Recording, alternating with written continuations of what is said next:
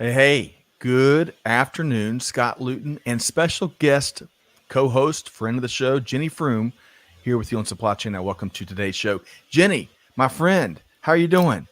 Really well, really well. Always nice to be here. I always say it's the best night out. Yeah, because local time, it is what, 6 or 7 p.m.? 7 p.m. 7 p.m. Have you already had dinner? No, not yet. No, I was too Have you excited. have you already enjoyed an adult beverage, maybe? No, not yet. I Oh, needed to Jenny. have all my wits about me for all Hey, those trick questions you asked me. hey, next time we're going to do dinner and a live stream all at the same time. Invite folks in to break bread with us. So we'll have to Sounds plan like a that great show. idea. Well, great to see you here today. Always a pleasure. We get to continue our supply chain leadership across Africa series in conjunction with our friends at SAPICS.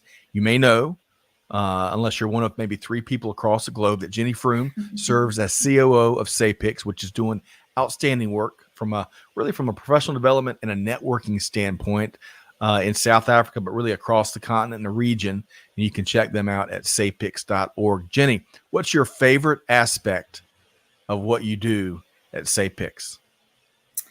It's seeing people grow. It's understanding that whole professional development that's also personal development. And whether it's a good thing or a bad thing, but I've been doing it long enough that at our recent student conference, for instance, we had some alumni actually speaking at the conference. They'd all grown up and there they were, and I felt very proud. I love that. And I'm not surprised in the least bit by the answer because I see that in all of our interactions and all of our collaborations. I see it in your communication. It is just a wonderful thing that you do. And we're very pleased to continue our friendship and collaboration across this series. So, but folks, as if Jenny Froome is not an incredible participant in this conversation, we've got a second dynamo. We have Adebayo Adeleke, CEO at Supply Chain Africa, that will be joining us in just a couple of minutes. So stay tuned. He is one heck of a guest and interview, isn't he, Jenny? Absolutely. And I recently listened to your Veteran Voices interview with him. And I tell you, if you haven't listened to it, you really should listen to it. I didn't mention that today because I didn't want to steal any thunder. But after this, I really recommend it. And that whole series too. Well, I appreciate that endorsement. Hey, if we got Jenny Froome's endorsement, we can do whatever. We can move mountains for sure. But Adebayo was a great interview on that one. I think we interviewed him on a subsequent Supply Chain Now podcast, and to have him back live so that y'all can see it and pose questions or your comments is a wonderful thing.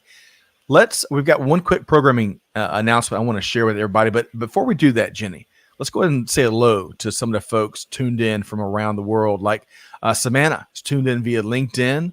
Hey, Samantha, let us know where you're tuned in from. We love to connect the dots across the global community of really industry, supply chain, and beyond. Ajit is tuned in via LinkedIn. And Jenny, if you know any of these folks, feel free to give us the goods, give us the skeletons in their closet, right?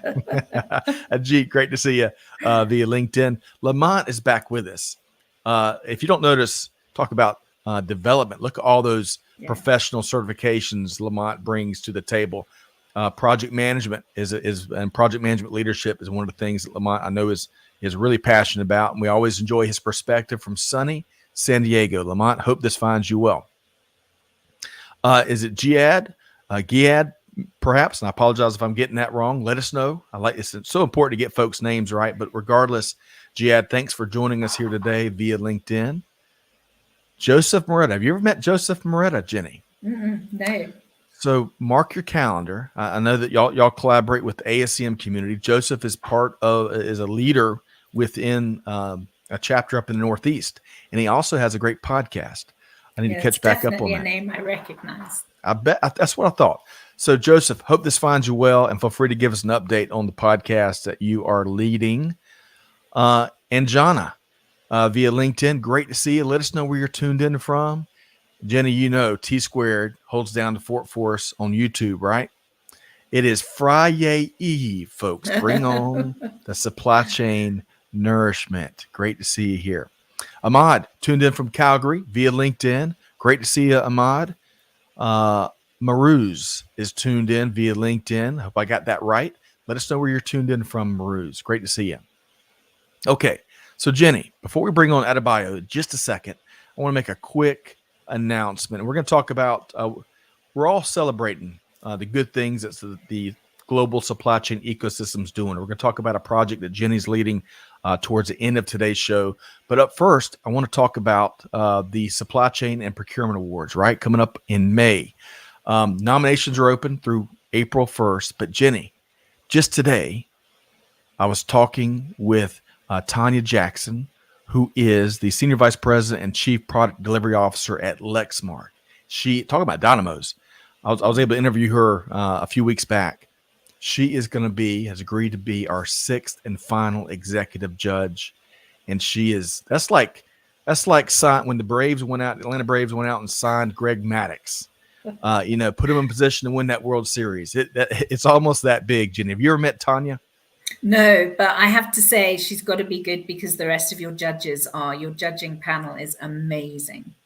Well, we have been, we're going to talk a lot about leadership here today, and we've really been the beneficiary of a bunch of wonderful leaders, from the organizers to the judges to the nominees that are coming in. It's been a study in leadership. And that's kind of a big part, big item we're going to be talking about today, right? Leadership. So important. It is so important, and we can't get enough really good action-focused leadership these days, Cam and Jenny. Mm-hmm.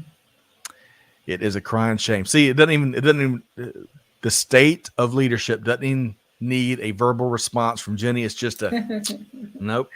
No, well, and I think that's kind of something that our kids are crying out for, are these role models. And, that's what's really important. And I guess as parents, we have to be those leaders, but it's hard work.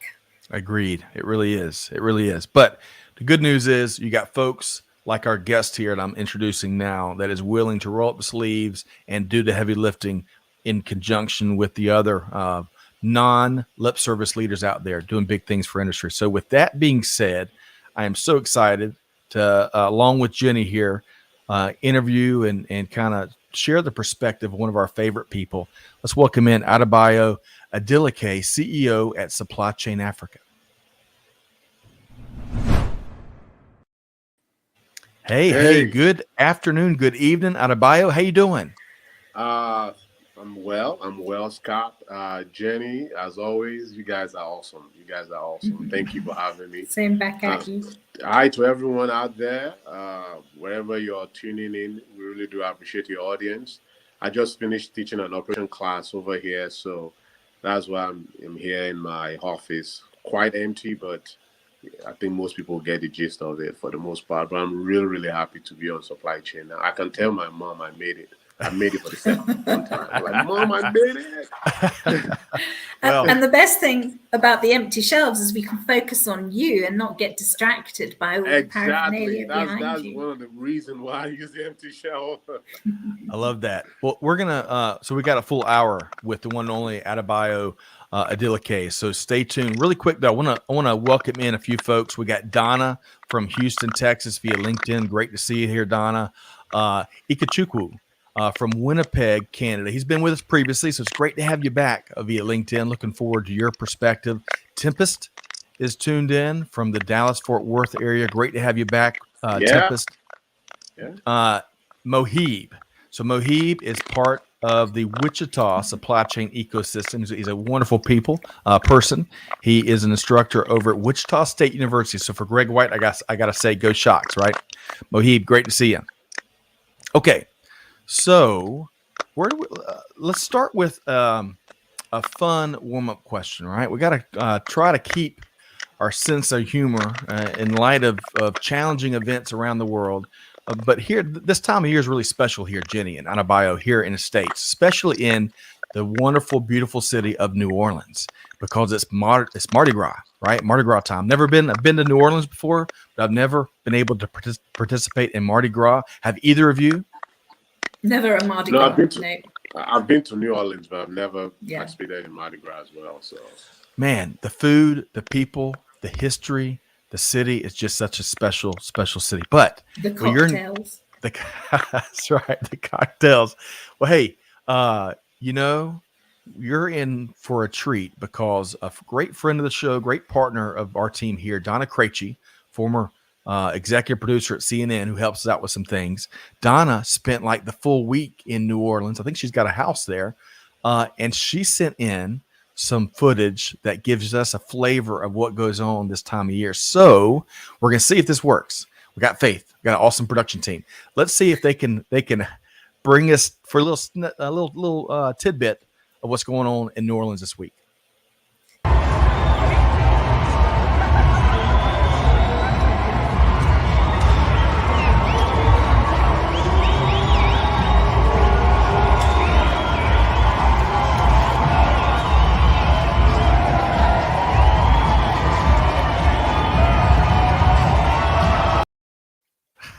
Goodness gracious. Extraordinary. Jenny, Donna sent in and folks, really quick aside, we lost Adebayo.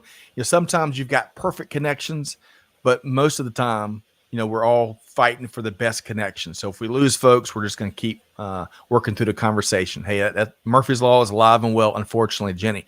But that scene, just as Don had sent in several videos, I was just sat there and was mesmerized. Just the grand, the showmanship, the buzz, the energy, the positivity. The people all together. That's for us we've still got reasonable, not strict restrictions, but right. From an event perspective, we've got maximum and minimum numbers and social distancing and all the rest of it. So to see that energy and to see people together, it just makes your heart glad.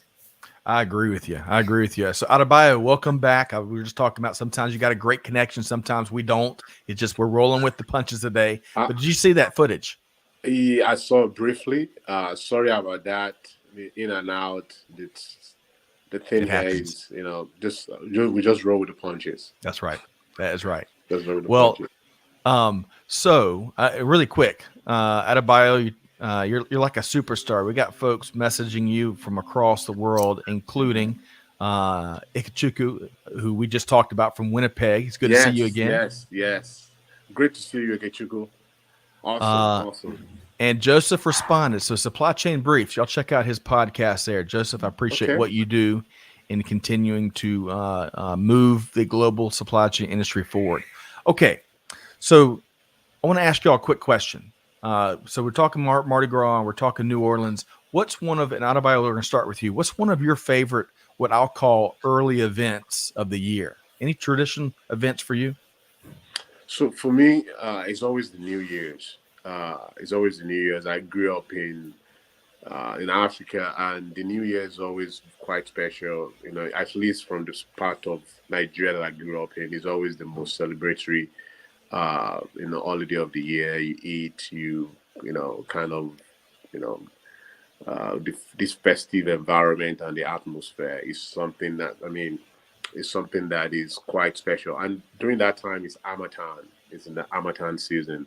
So for people that are, we have winter, spring, summer, and autumn in 4 seasons over here in North America. But for folks in southwestern part of Nigeria, then it's Harmattan. It's a little bit cold, dry. It's still hot, though. I mean, don't get it twisted now. It's still hot, but it still has a little flavor. And it was just that it set the right tone for the year for me.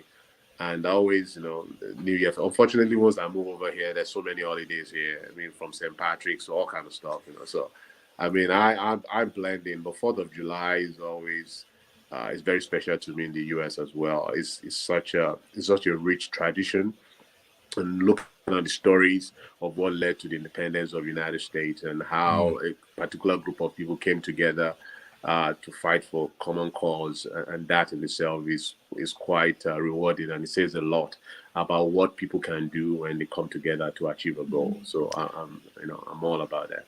Well said. And of course, that has stark relevance right now. And we're going to touch on that in just a minute. But thank you for sharing. I'm with you. New Year's brings new opportunities and kind of a breath of fresh air, a white open palette, right, for folks to start anew. So, Jenny, how about you?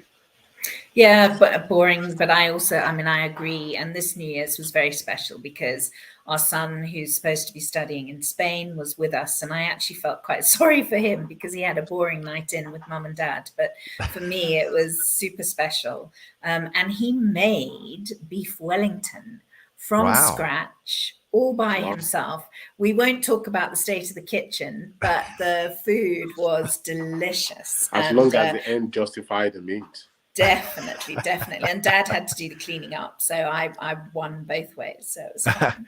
Well, cheers to Clive for doing that, and also hopefully Clive's doing well. I've seen some pictures, some puppy battles. You've got a raging puppy. We'll save that maybe for a later conversation. Really quick, want to say hello to Marie Hurst is with us, tuned in from a balmy Atlanta. It's going to be in the 70s or upper 70s, I think, today. Marie, hope this finds you well. Great to have you here as always.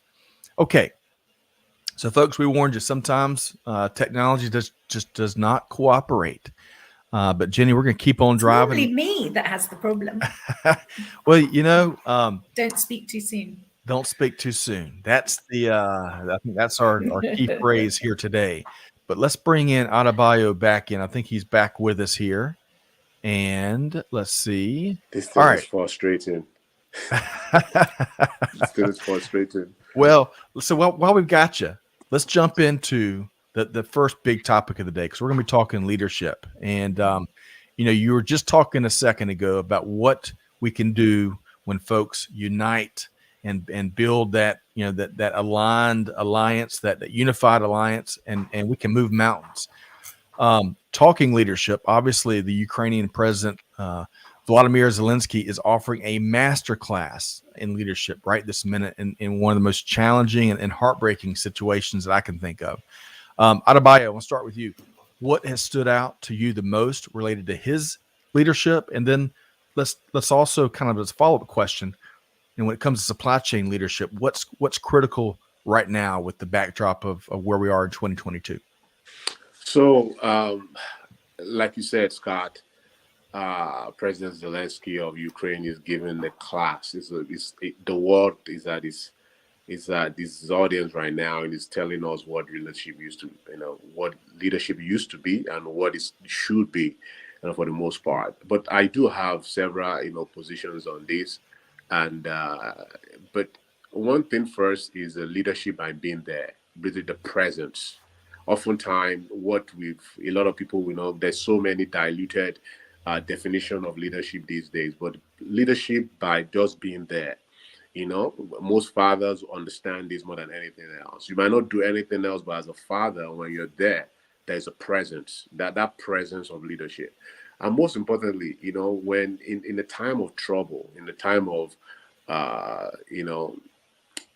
where there's a lot of uncertainty, people need to hear from their leader. People need to hear loud and clear of what is. All right. So we might have lost. Oh, okay. You're back. All right. He's there. So you were talking clarity, the power of clarity a second ago. Adebayo is where. Nope, all right. He doesn't know we can hear him. So let's take him out really quick. Okay. So what I heard there, Jenny, and I want to get your take on it. What I heard there, 2 prongs. Presence, right? The power of presence. I completely agree with him there.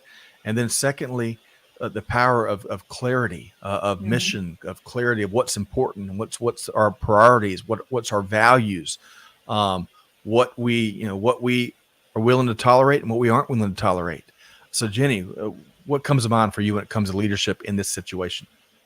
And I think it's also acting on what are your values and working with people who respect those values, but being able to put them over in a way that is not dominating.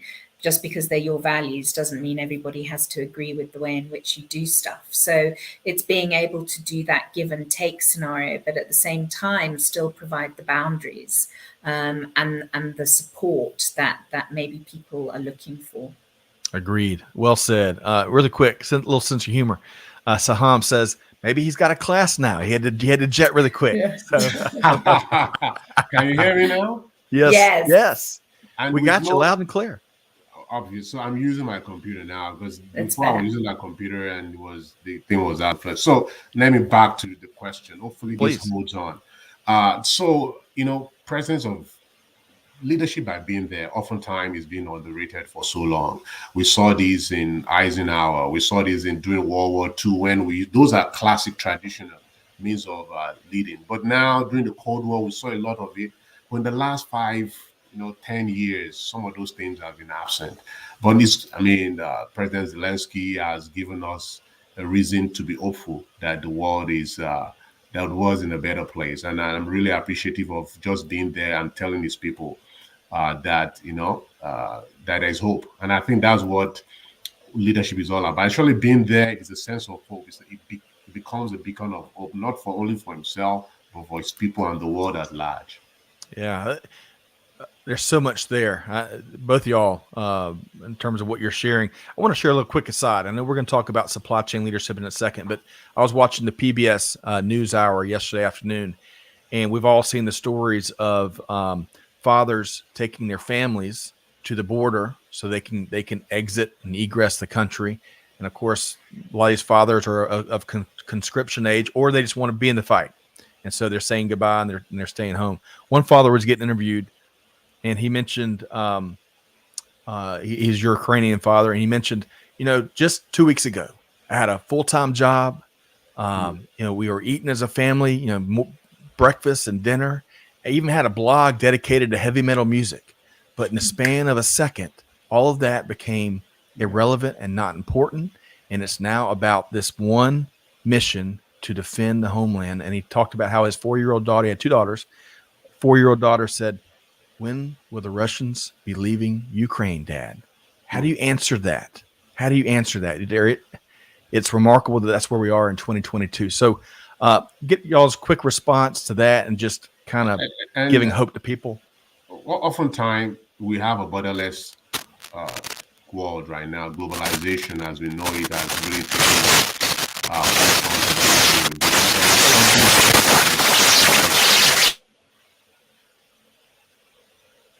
I think we're losing you. I think if we could, Adebayo, if you can still hear me, if you can connect, let's take you out of the stream for a second. If you could connect with Catherine or Chantel in the private chat. Let's maybe see if we can't change the microphone he's using. And there's a setting there. So Catherine, Amanda, Chantel, if y'all could just chat with Adebayo and see if we can select a different microphone. We're going to give it a go. It's so important. He's got so much to share. Yeah. Sometimes the technology doesn't work with us. Jenny, your thoughts? I was going to comment on the fact that, we've just come out of, or some people still are in, the whole COVID situation. And there we had a common enemy. And there we, as a population, a global population, were most of the time pulling together to try to at least stem the results of the pandemic. Here we've got a situation where some people believe one thing and other people believe another, and there may be a majority view, but it's definitely not it's not the whole globe that is fighting the same enemy. Right. And that's what's going to be really, and to use the word interesting just sounds so shallow and so like it's a school project or something, and I don't mean it like that at all. But it is going to be really interesting just to see how we move forward as a global community in this regard. Agreed. It's certainly as scary as the pandemic was. This situation that we're all navigating as a world, because no one's not touched by what's going on right now in Ukraine. So may cooler heads prevail, and may the suffering and what's going on with civilians, the whole situation. And we need to negotiate. We need to come together and talk and find a diplomatic solution. So just my take there. And it's ironic because just at the beginning of the year, articles were starting to come out about how supply chain professionals can take a breather. We're starting to get back. There are still challenges, but they're not the challenges that we were experiencing last year. And now suddenly, the rug's been pulled out from under our feet, and there's just a whole new set that Yes. nobody, well, I don't know, maybe somebody and had anticipated, but I think a lot of people were blindsided by it. Agreed. And Jake, hey, thank you for this. I really appreciate that. Oh, hey, Jake. I admire the troubleshooting on the fly to keep the conversation going. We've all been there. You're right. And we're a transparent bunch around here, but Jake, I appreciate the support. Okay. Adebayo, I think we're back. We're trying a different hear us. hit. Can you hear me? Yes. We can hear you. Yes, finally. Oh, it's so well done, Catherine. Yes. Thank you, Catherine and Chantel and Amanda. So Adebayo, you can hear us, right? Yes. See, that is why, the rest of the faculties are here. So I just like dash down the hall. Like, hey, who has a headphone? I was like, yeah, but I want a supply chain. I said, you want a supply chain? I was like, yeah. I love that. We come together. Whatever, if you need a microphone, we got you. If you got to get a shipment in somewhere on a Tuesday afternoon, we got you. But regardless, great to have you back. So let me share this. Saham, we were just talking about the situation in Ukraine and the overall environment. A test for supply chain leaders. No easy answers, but decisions have to be made and acted on. Saham, excellent point there. Okay, so Adebayo, you're back. Would love for you to kind of continue your thoughts around leadership in Ukraine and supply chain. So there is something special about defending your father's land. And oftentimes we've read about this in different books, vignettes, and different storylines. We saw it on movies, but this is right happening in front of us. Unfortunately, we thought we've passed those kind of time in our world history, but we're actually reliving it as well. So I completely understand when those fathers stayed behind to defend their father's land. There is nothing as noble as those. For every free country on earth today, somebody defended their borders. And that's why these men and women have to stand back and defend. And oftentimes it's a societal mission. But there's nothing as noble as defending your father's land, because that is all you have. That is, and also there's a message. It's not about defending its person. It's about the message that's not been actually communicated. It's about standing tall and going at shoulders to shoulders, and with your brothers and sisters, and defending for a common cause, for a common goal, to make sure that you defend your land. And oftentimes, it might not be the most prudent answer, it might not be the most prudent idea. To be oftentimes, especially you defending your country against the Russian army. It's last time we saw them in action in full-blown, and it was the Red Army during World War II. It was a completely different ball game, and it probably still have the same glory till now. But it's telling us about Ukrainian people are teaching us about resiliency. They're teaching us about being persistent.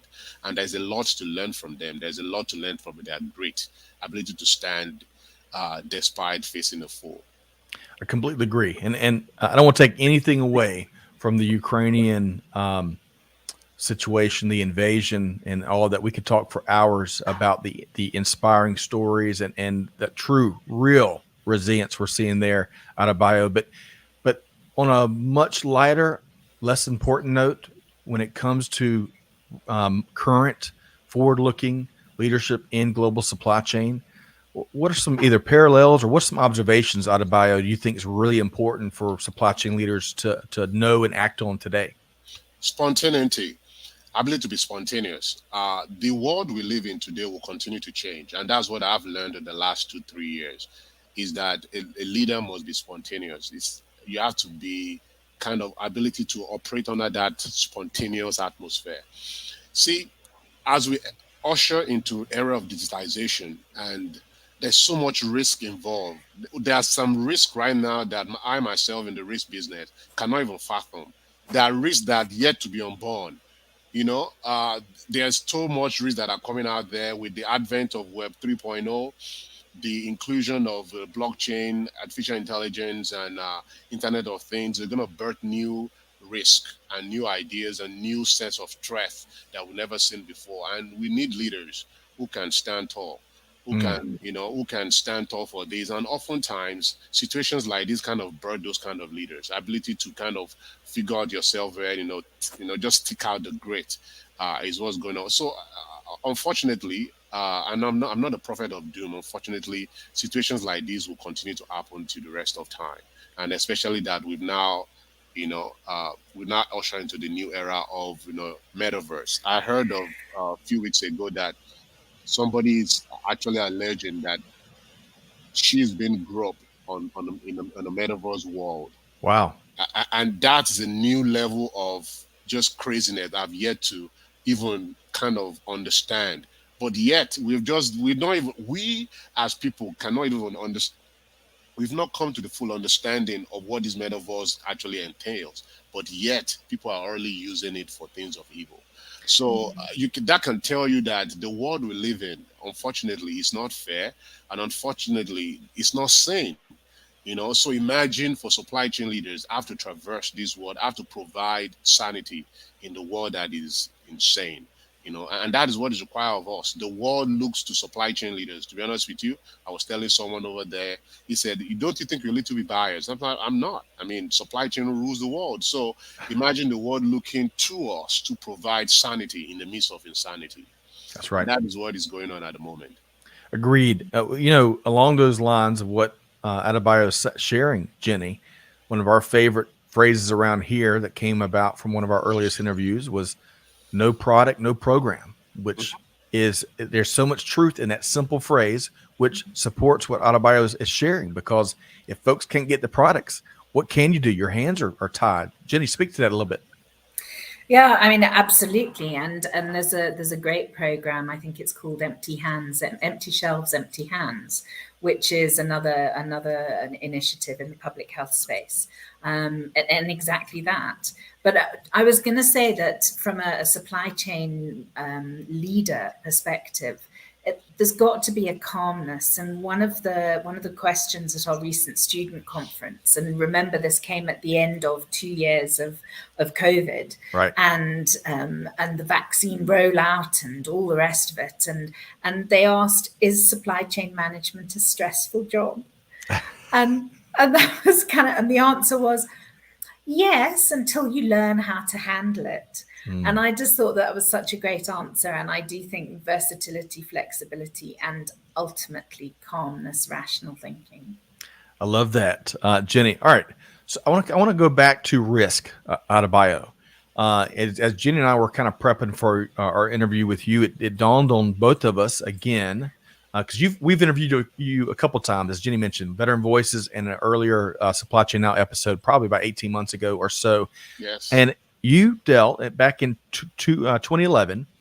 You had some personal experience with the devastating earthquake and tsunami that terribly impacted our friends in Japan. What did that teach you about risk management that we're seeing, number one priority in global business right now? So one thing, and being in the business of defense, pretty much deal with risk all day long, as we call it. I saw you mention the word egress the other time. It's been a while. I've heard the word egress. So like, most people probably would not understand it, but I do. But what tsunami and all this is a natural disaster, man-made disaster, has taught me over the course of time is regardless of how much you prepare for risk, if it is meant to be, it will be, and you have to be prepared. And the essence of having a risk management within your processes as a supply chain manager, as my professional, is that whenever this risk does happen, that it can only stretch your supply chain but not break it. And that's what I've hammered during the COVID crisis or whatnot. You will not be able to anticipate every risk out there. There are risks, and as I said earlier, that are not born yet. There are risks that we've not even seen yet. Unknown risk, as we always categorize it, unknown risk. There are certain risks that, regardless of how much we permutate different mitigating strategy, there are certain risks that we will not be able to fathom. But ability to have a structure and framework in place in your risk management processes in such a way that provide a safety net, that whatever happens, whatever comes, it will only stretch your supply chain. It will not break it. But oftentimes we don't do that. It's either we are stubborn or we think we know it all for the most part. We should always want to. Stretching of supply chain can be very stressful on everyone involved, either the process and the people combined. But it is better than having a broken supply chain. We have a broken supply chain, your company is no more alive, and that is a problem. That's a huge problem. And going back to what you said a second ago, if I can, Adebayo, Mhm. The last people, the folks I don't want to be in a room with, whether it's normal times, I'll call it, or a contingency situation, are the folks that claim to know everything. Yeah. That's when we all lose. Is that right, Adebayo? Absolutely, absolutely. I think that's where it's very dangerous. I used to jump out of airplanes as a paratrooper for many years, and every time I try to exit the bird, I always there's this sense of anxiety, there's this sense of fear. But that doesn't mean I'm not going to step out of airplane. I will still step out of it. And despite I've done it for so many years, every time I exit that bird, it's just the fear of uncertainty, the fear of unknown that comes with it. So on one day, one of my last few jumps that I had, I was talking to this gentleman that has done over 100 and something times. And I asked him, I was like, because I only did mine for about 60 something times I jump out of airplanes. We're like, you've done it over 100 times. Do you still get scared? He said, every time. He said, the moment you are not scared, you should be worried because that is the beginning of trouble. And that is problem. Anytime somebody is not worried or believe that they've known it all, you just have to distance yourself from that because that is you like you're sitting on a powder of a gunpowder. You're sitting on a keg of gunpowder. It's a All right. disaster is about to happen. Adebayo, there's so much truth there. And Jenny, I'm going to come to you next. But really quick, Donna had a question. Metaverse is what Adebayo was talking about with that particular situation. And that's been around for, I don't know, a year or so now. The metaverse is real estate being sold in the metaverse. Unfortunately, there are some offenses being taken and conducted in the metaverse. Yes. But Donna, that was the word that he used. Oh, egress was the other word. Egress. Egress. And so I was Air Force. I didn't jump out of any planes out of bio. I was a lowly data analyst, but I remember my egress training in a couple different ways. But if you're exiting an airplane or if you're exiting a certain geographic territory or scenario, egress is a word that's often used. Is that It's your get out plan. It's a get out the dodge plan. So whatever plan you have going into a situation, you need to have your egress plan. Like if everything else goes to crap, how do I get out of here in the fastest way possible? And that's your egress plan. Yes, out of bio, I can tell you're an excellent teacher, which I already knew in our earlier conversations, because you give these simple answers that anyone can get, and that's a sign of an excellent teacher that with plenty of experience. Okay, Jenny, we were just talking. I loved Adebayo's analogy he used, the experience he used. If you're jumping out of a plane and there's not a little touch of anxiety, you better stop jumping out of planes. Jenny, what are your thoughts there? Well, I was going to say, in a far more, not necessarily mundane example, but we have speakers who are the calmest, most together people in the world. And 10 minutes before they're due to go on stage, it's that whole adrenaline rush. It's that whole, which makes them better speakers. It brings all the stuff they know to the front of their mind and all the noise and everything to the back of their mind. So, it's like you say, it's that whole thing about once you lose that adrenaline or you lose that commitment to succeed, that's obviously when you fail. Excellent point. Saham is talking about how your get out plan, your egress plan, the same applies to supply chain on a variety of levels. I would agree with you. And yeah, Ikechukwu, I agree with you as well. He is a guru. I've seen this time and time again. I wish I had 6 hours. I wish I had 6 hours with you. I'm gonna have to take one of your classes, but we enjoy your perspective here. Jenny, well said. So Adebayo, what else when it came to that scenario in Japan? The earthquake and the tsunami, kind of going back to risk management. What else sticks out that really you saw manifest itself in that experience? It's just the tsunami that happened over. So I was tsunami in Japan is one thing, and then I was there in Japan during the big tsunami that ravaged the whole Asia, the earthquakes, Wow. and everything. So it was just you cannot really fathom the the consequences of such actions. So you can only anticipate what the action will be, but the consequences you really cannot really gauge the impact. They talk about in risk management, talk about probability and consequences, right? And you can envision the probability, but the consequences might be quite one. But and I think what I've learned as well as a supply chain professional in dealing with those such kind of event is, applying every knowledge possible. Hmm. Oftentimes some of the knowledge that bailed us out of those kind of situation weren't necessarily supply chain centric knowledge. It's knowledge from psychology, from anthropology, from sociology. And oftentimes when I tell junior supply chain professionals coming up in this, that as a supply chain professional, you have to dabble into a lot of knowledge space that are not particularly centric to supply chain, because you never know when this knowledge will come at play. How do you explain to certain people that this is, convince them that this is what you're trying to do? You need them as a stakeholder, and you need their buy-in as a stakeholder in what you're doing. Try to evac them from the situation, or try to get supplies from them to be able to serve these folks. You have to be able to convince them beyond reasonable doubt that this is the ideal thing to do. And oftentimes, under a situation with high duress, and the knowledge and experience I've gained in supply chain did not help me through is the other knowledge domain that I've had over the course of time that came to my rescue over here. So that is why I always advise supply chain professionals as necessary. Branch out, diversify your knowledge domain, diversify your knowledge base, learn about intelligence, not about things that are not particularly centric to supply chain, because trust me, you'll get to use it one of these days if you hang around enough, you know. That is $1 million advice right there. $1 million advice out of bio, because supply chain touches everything. It certainly helps to even have just even if it's a shallow level understanding of different things. You're talking anthropology and some other things. We met someone that works with the Esker organization, and he went to school. And Jenny, I think you and I have talked about this. He went to school for classical art, but found himself years later in global supply chain.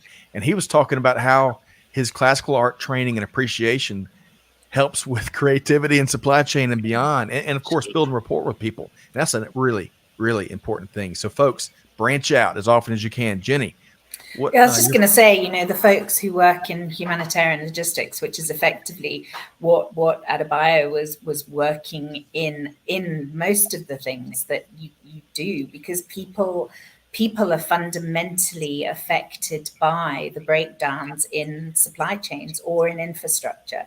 And like he was saying, to know your culture in the country that you're working in, to understand the way the governments work, there's big asks for people who are really focusing on getting stuff from A to B. It's so much more than that.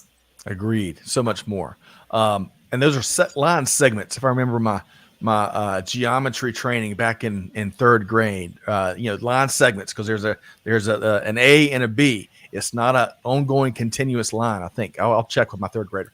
Adebayo, let's while we've got you here, Jenny, I'm going to talk about the awards in just a second, the Africa Supply Chain Excellence Awards. But Adebayo, let's talk about Supply Chain Africa, this venture that you're leading.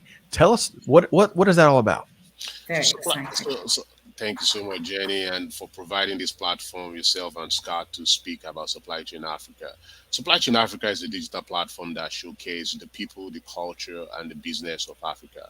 I've been on the sideline looking at different processes across the continent about how supply chain is run across the board. As you know, I'm the Western guy. It's the son exported out of the land to the Western world, learned so much, worked so much, and I came back to the land.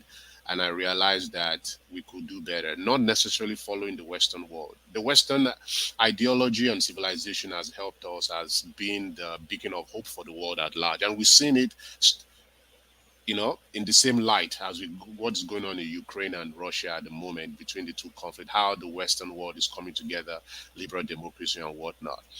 But at the same time, Africa as a continent is very unique, had its own peculiarities. And oftentimes these peculiarities have been ignored over the course of time. Africa has been the stage of adaptation and adaptation, just absorbing all different cultures, but kind of neglected their own culture. Mm. We've been trading among each other before colonization, centuries before we even have other people visiting the continent, and it has helped us house enormously. Over the course of time, we've jettisoned those things and we've embraced other cultures, but yet we're having difficulty kind of implementing this culture within our societies. There is two facts about supply chain: it's a science and it's an art. Science is universal, it is basic anywhere you go in the world, but the hard part of it is very regional.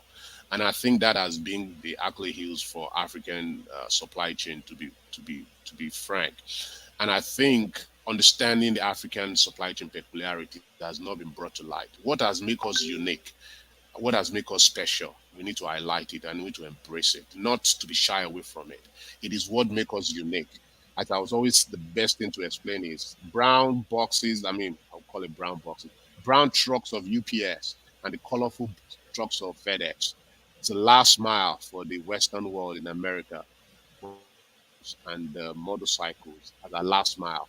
It might not be pretty, it might not be ideal in the Western world, but it works perfectly in African continent. And I think we need to embrace that. We need to embrace what is ours. And that is what Supply Chain Africa is all about. It's about understanding our context across the 55 countries, our country, what makes us unique and what makes us different. And what is our common, there's also some kind of commonality on the continent, and how we can use those commonality to solve our problems. And also for people that are coming to the continent to invest, to be able to see the colorful part of Africa, because our culture is part of the way we do business. It's part of how we do our economy. It's part of how we do our trade.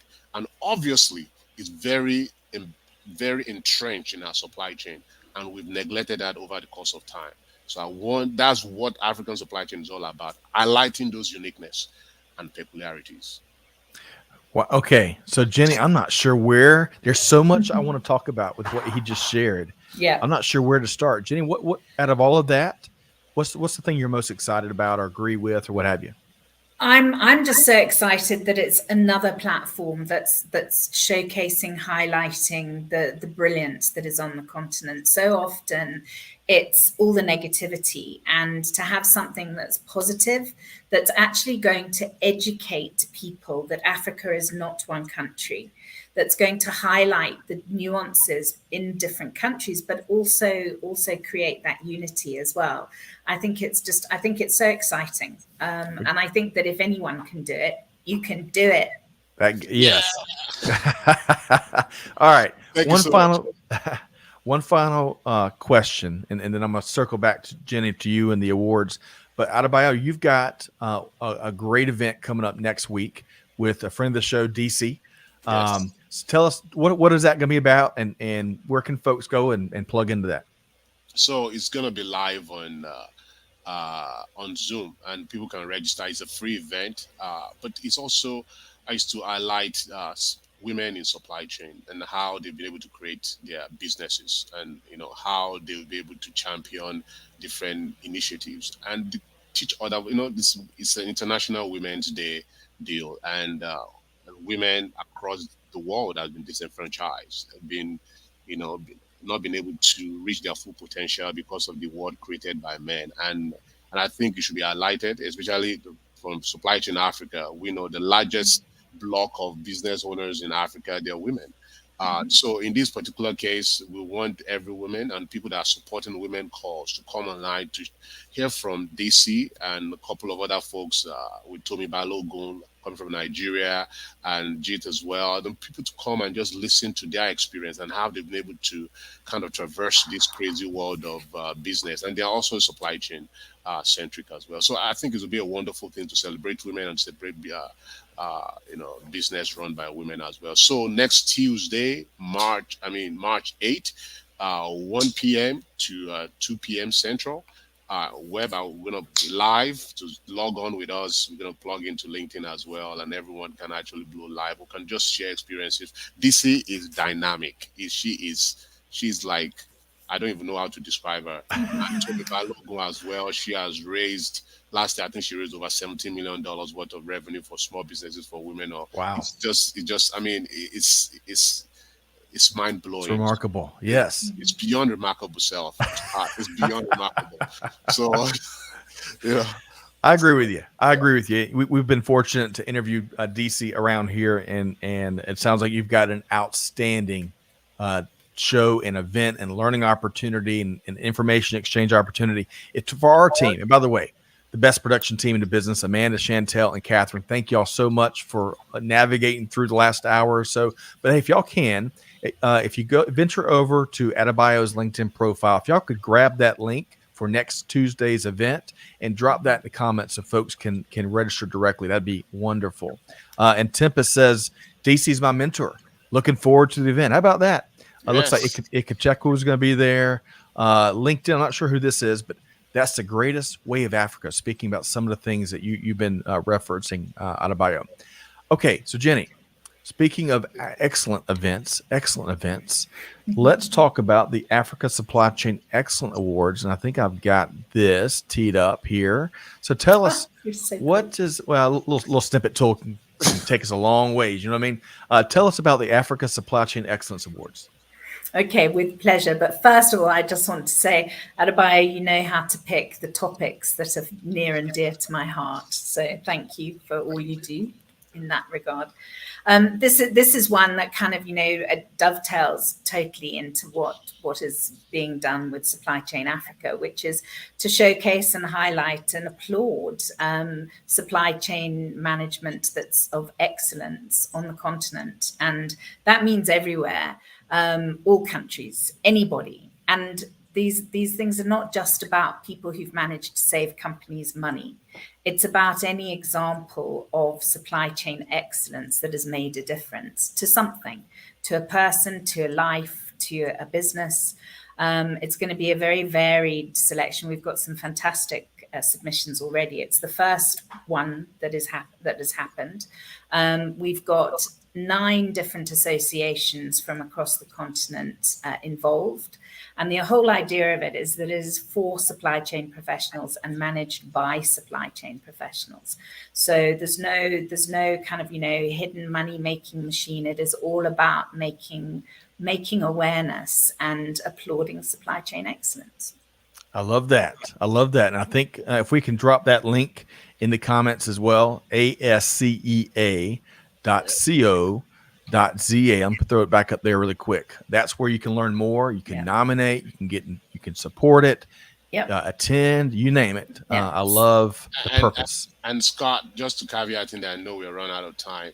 Supply Chain African Excellence Award and SAPICS are partners with Supply Chain Africa. They've been gracious, and we need that collaboration to be able to put Africa.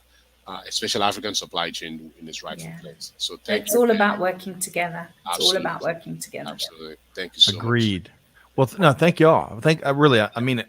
Thank y'all for what you do because it takes action, heavy lifting, a lot of work to do these things that both of y'all are involved in. It makes industry better. It connects people more effectively. It opens doors of opportunities for men, everybody. And that is so important. Both of y'all are, have done big things in your career, and now you're spending time to extend that ladder to help people do similar things. So I really appreciate what you both do. I'm also thrilled that all of the nominees for the Africa Supply Chain Excellence Awards will be rolled over into the 2022 Supply Chain and Procurement Awards. Right? We want to lift up everybody. You see my internal happy dance that's going on here. It's so exciting. Really. Well, really quick. So let's make sure folks know how to connect with both of you. But before we do, I want to go back to a comment here. So Saham says he has heart. Now, you're going to take a lot of things away from the last hour or so about Adebayo. Obviously he's brilliant. He's been there and done it. He jumped out of planes for some reason for a long time. But if my favorite thing perhaps about Adebayo is the passion that he wears on his sleeve for making things better for all. and the passion he has for supply chain and beyond. And Adebayo, she must know you well Oh, I because know. Oh, I know. She's a great friend. She's a great friend, and she's also a supply chain risk management as well. So yes. awesome. Well, really quick, looking forward to the event. T Squared says this was a supply chain management student for life's dream. How about that? Y'all are inspiring a bunch of folks. Jacob's looking forward to the event. A lot of good stuff there. All right. So let's make sure folks know how to connect with both of y'all. Adebayo, let's start with you. How can they connect with you and Supply Chain Africa? So Supply Chain Africa, just follow us on LinkedIn, Supply Chain Africa. We are there for the most part, or info@supplychainafrica.org.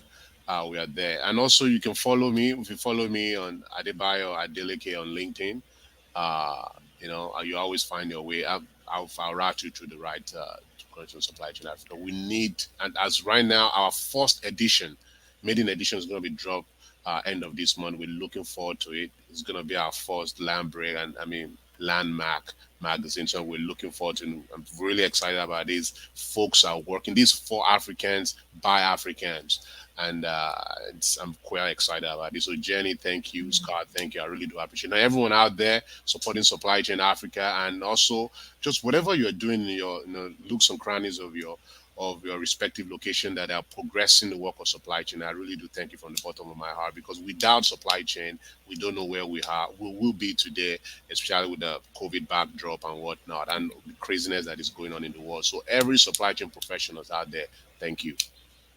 I can't echo that enough. Well said, Adebayo. I really appreciate you. A lot of times the workforce, a lot of times as consumers, as everyone is, and certainly the three of us, we take for granted how easy we can get something delivered to our home or returned from our home, or we can pick up that milk off the shelf or whatever it is. And man, people make that happen even in today's technological world we live in. So excellent call out there, Adebayo. Jenny, let's make sure folks know how to connect with you and the awards and SAPICS. How can folks do that? Yeah, very easily. LinkedIn. I'm reasonably active on LinkedIn. I like Twitter. It suits my attention span better. And it's fun too. So there are kind people on Twitter. It's not all evil people. And it's just Jenny Froome. Keep it simple. And SAPICS is info at SAPICS. What is that? Info something. SAPICS.org. O-R-G. It's just that easy, folks. It's only 25 years and I still can't remember it. Well, hey, I admire both of y'all. I'm so tickled, Adebayo, about this next chapter with Supply Chain Africa and the impact you're going to have there, and the passion that's fueling it. Jenny, you know that we're big fans of. I chair the Atlanta area Jenny Froome fan club. Try to say that 3 times fast. So we need more Adebayos and Jennies in this world we live in. So thank you so much for what you do, listeners, folks in the cheap seats. Folks maybe listen to the replay. Hey, hope you enjoyed this conversation as much as we have. I tell you, we need more of this type of results focused, pay it forward focused, give forward focused leadership. Be sure to find Supply Chain Now wherever you get your podcast. But do good, give forward, and be like Adebayo and Jenny. Be the change that's needed. On that note, we'll see you next time right back here on Supply Chain Now. Thanks, everybody. Thank you. Thank you.